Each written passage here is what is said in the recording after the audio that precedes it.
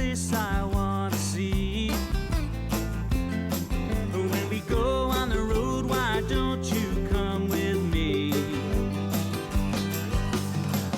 Take a little ride, get a little windshield time when we go on the road. It was created in the wake of a terrible storm and protected mariners on Lake Superior for more than 70 years. We've come to one of Minnesota's most popular tourist attractions to wish happy 100th birthday to Split Rock Lighthouse. We'll turn the clock back and meet the first keeper of the light and the man who was the last person to switch it off when it was decommissioned. Join divers underwater as they explore a ship that was wrecked on the rocks before the beacon was built. Go out on the lake with a local fishing family that's been guided by Split Rock Lighthouse for generations. And meet the people who've come here to photograph it and themselves. Since the day in 1910 when the beacon first flashed its warning from the top of Split Rock, this iconic landmark has repelled ships and attracted visitors. More than 100,000 people come here every year to learn about its history, and what a story it is. It has always fascinated people. This craggy promontory, originally inaccessible from the land, but so visible from the lake. After a terrible storm on Lake Superior in November 1905 that wrecked 29 ships, it was determined that this remote place was ideal for a lighthouse. Early filmmakers and photographers were here in 1909 when construction of the beacon began. Little did they know how long it would stand, or how popular it would become. The first tourists came by boat.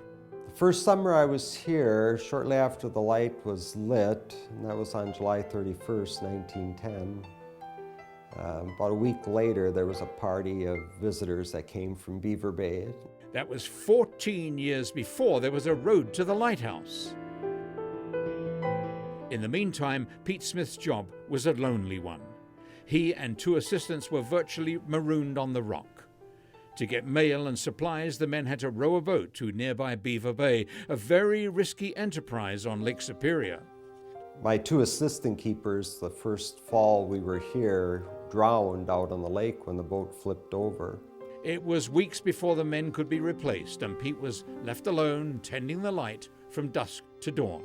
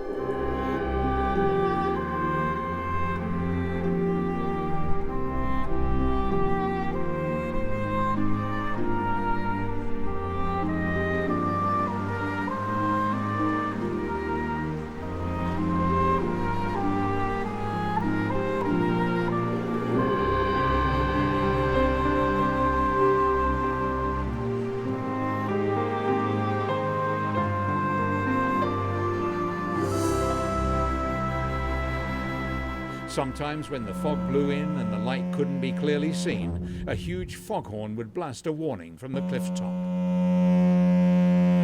The foghorns are loud, In fact, people in Beaver Bay, 5 miles away, say that it makes their horses skittish. Pete Smith was the first lighthouse keeper at Split Rock, but he was followed by a succession of men and their families who made their home here. The US Coast Guard took over the light in 1939 and operated it for the next 60 years, until ships were fitted with radar and other modern navigation devices, which made the old light obsolete. So someone had to turn off the light for the last time. We found him, enjoying his retirement near St. Cloud, Minnesota. His name is Mike Roberts, and he's just published a book called The Last Keeper at Split Rock. Back in the late 1960s, Coast Guardsman Mike Roberts was based in Duluth and happy to be near his home in Ely. Then one day, the opportunity of a lifetime presented itself. In order to go to Split Rock, you had to be married. Well, I was the only married seaman in Duluth. Split Rock Lighthouse. It was a dream posting for this Iron Ranger who'd only recently signed up. Sherry, everybody said, boy, we should be so fortunate. For a couple of years, Mike and his wife Mary lived an idyllic existence, living and working at one of the most scenic and spectacular sites in the country. We had our first child there. I had unlimited amount of time with my firstborn child, and Mary and I had just a great relationship. This was long before Split Rock Lighthouse was an official tourist destination, although people had been stopping by to see the place ever since it was built. Mike, a friendly, affable guy, was more than happy to spend time with anyone who showed up. They just want to take a tour. They were just immensely interested, you know. I like people. I like to talk to people. And a lot of times you didn't get anything done because you're just standing there talking to the people. Lighthouse keeper and unofficial tour guide, it was a great life, but the pay wasn't much. $98 a month, plus rations. They would feed you, and then they gave you quarters. The quarters were the same lodgings where the keepers had lived for more than 50 years. It wasn't fancy, but the Roberts family were very happy. So when he got a phone call on January the 1st, 1969, it came as a shock. It's closed, it's decommissioned, we're shutting it down. It's just like somebody come to your house and said, Jason, you're out of here. The notice came in the middle of winter. Mike had switched off the light at the end of the shipping season at the end of 1968, unaware that this was the very last time it had shone as a beacon for shipping.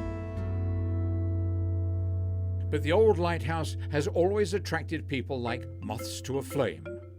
By the time Highway 61 from Duluth was blasted through in 1924, Split Rock was well on its way to becoming one of the most visited tourist destinations in the country. Even back in the 1930s, the keepers were recording nearly 100,000 people back then. Wow, this is a great group. Today's Keeper of the Light is Lee Radzak. Although the beacon itself was decommissioned more than 30 years ago, people still flock to see it. And just like the keepers of the past 100 years, Lee keeps alive the tradition of making all visitors welcome. This year is the 100th anniversary of all of this starting up. The tour includes a visit to the original keepers' cottages that are unchanged since they were built along with the lighthouse in 1910. It's a glimpse into a perfectly preserved piece of romantic and dramatic Minnesota history. Nobody doesn't like a lighthouse. This is the latest addition to the collection of artifacts here at Split Rock. For the first time, visitors can actually touch part of a wreck that went down in the worst storm in the history of Lake Superior. It's one of the reasons the lighthouse is here.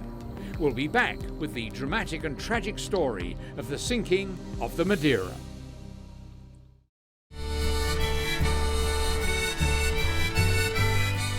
Welcome back. The story of Split Rock Lighthouse is more about saving lives than what a great tourist attraction it is. For 3/4 of a century, the great beacon warned ships of danger. This anchor is stark evidence of how dangerous Lake Superior can be without a light. The Madeira wasn't much of a ship to look at. Built in 1900, she was more of a barge than a self-propelled vessel. So when the worst storm in the history of the Great Lakes exploded on November 8, 1905, this ungainly bulk carrier was helpless. Only 2 miles from the present site of Split Rock Lighthouse, a terrible scene played out as the 10-man crew desperately tried to save their lives. 9 survived. The first mate went down with the sinking ship. The wreck remained a mystery for 50 years until a local group of divers stumbled upon it back in 1955. Today it's a popular destination for those brave enough to plunge into the frigid and murky depths of Lake Superior. Adventurers like Steve Daniels and his son Troy often visit the Madeira. We'll go down to around the stern and down to the pilot house, check a few things out there as part of our monitoring activity for the DNR. Steve Daniels, who has written a book about many of Lake Superior's shipwrecks, is charged with keeping an eye on the wreck for the state of Minnesota.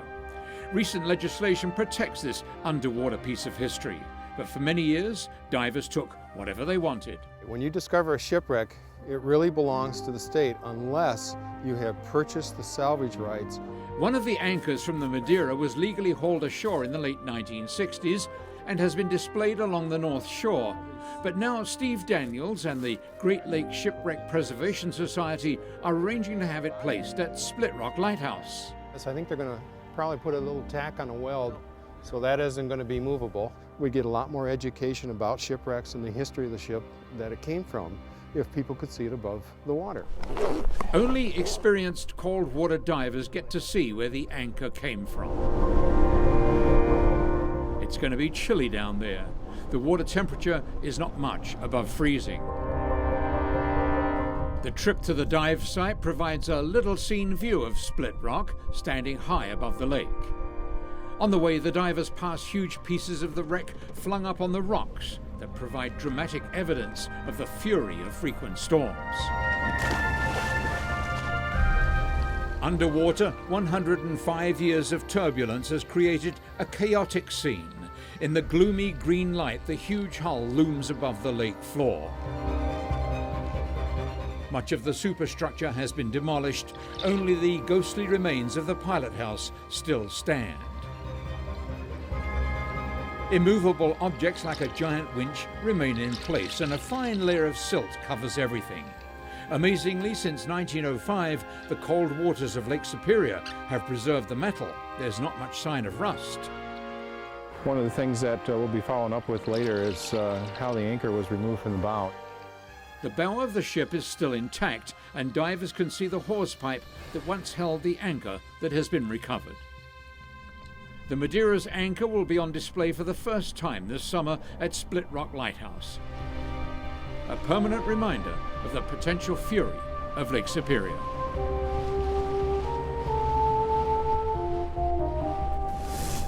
Coming up, we'll go out on the lake with a man who spent his whole life fishing the frigid waters of Lake Superior within sight of this historical marker.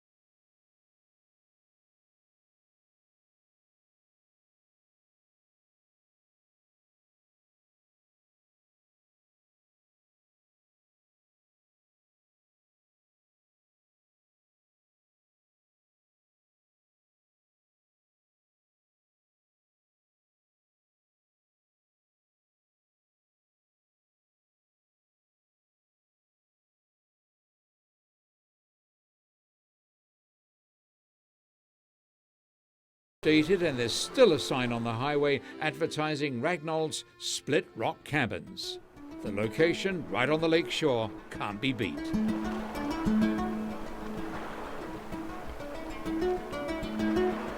These days, Walter Svay and his 40-year-old son Eric still go out in search of fish on the icy waters of Lake Superior. It's only early June here along the North Shore, and it's cold.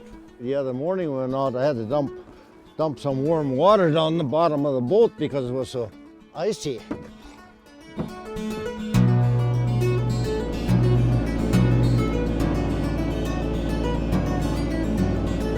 The fish are finally coming back to Lake Superior after decades of poor harvests caused by predatory exotic species and pollution. The lamprey cleaned out the lake trout, and the mining company, with their tailings in the lake, destroyed the herring fishing. This year, for the first time since 1955, Walter and Eric Sfay, two of only 4 Minnesota fishermen permitted to net on the lake, can harvest lake trout. But Superior may never completely recover from the millions of tons of mining waste that was dumped into it before it was stopped in the early 1980s. Taconite tailings stuck, you know, and a mining company dumped in the lake for 30 years, you know. But the fish have survived the onslaught, and Walt and Eric find quite a few lake trout as they haul in their 500-foot-long nets. My dad and I, we worked together for many, many years out here.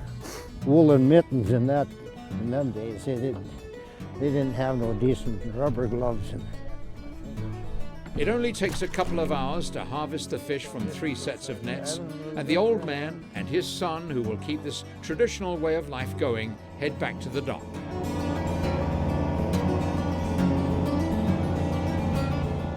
Not as good as our best days, but good enough.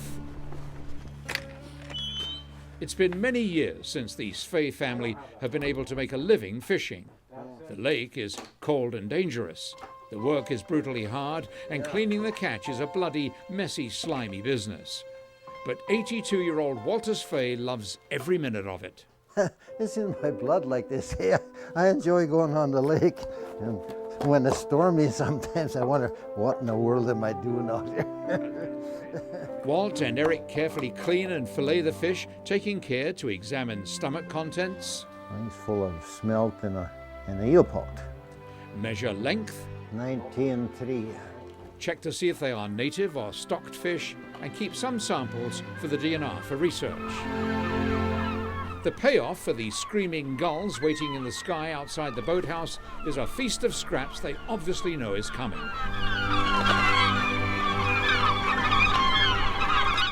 The resulting feeding frenzy is over in seconds, and there's nothing left. The payoff for Walt and Eric is a few dollars they earn from local restaurants, and the satisfaction of knowing they are keeping a vanishing way of life alive.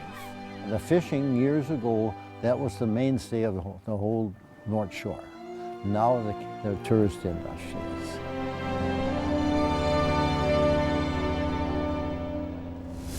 Still to come, we'll open for the first time a brand new book of images and preview a collection of family photos that are sure to make you smile.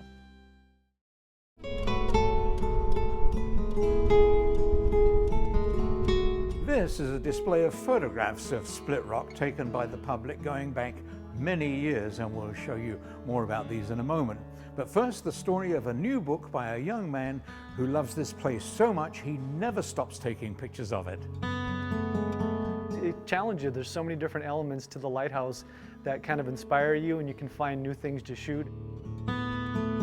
John Coughlin has been taking photographs of Split Rock Lighthouse since 2002. He says it's the timelessness of his subject that makes it so appealing. This lighthouse was built in 1910, and you can stand here 100 years later and it's still almost the exact same lighthouse that it was back then. It's his first venture into publishing, but probably not his last. He told us he's already taking more pictures for a follow-up. Whether you be 99 years old or just 10 years old, there is just something about that lighthouse that it just draws you in. Since the day it was built, people have taken pictures of the lighthouse and themselves, starting with the keepers and their families and continuing through the years as the popularity of this unique piece of Minnesota history grows.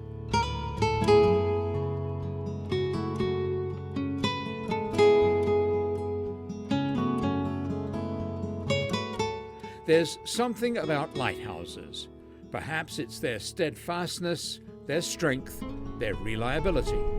Perhaps it's because they remind us of those always in peril on the sea, who in days gone by found their way by the light. A visible reminder that even in the worst of storms, land and safe harbor were not too far away, and someone was watching over them. It's a beacon of hope and perseverance. We're very, very lucky to have this right at our fingertips, really, in Minnesota. Very, very lucky. For generations, this has been one of the most popular tourist destinations in Minnesota, and it's easy to see why. And this year, you can come here and say, "Happy birthday, Split Rock," and that's one big candle. I'm Jason Davis. Drive carefully, and we'll see you next week.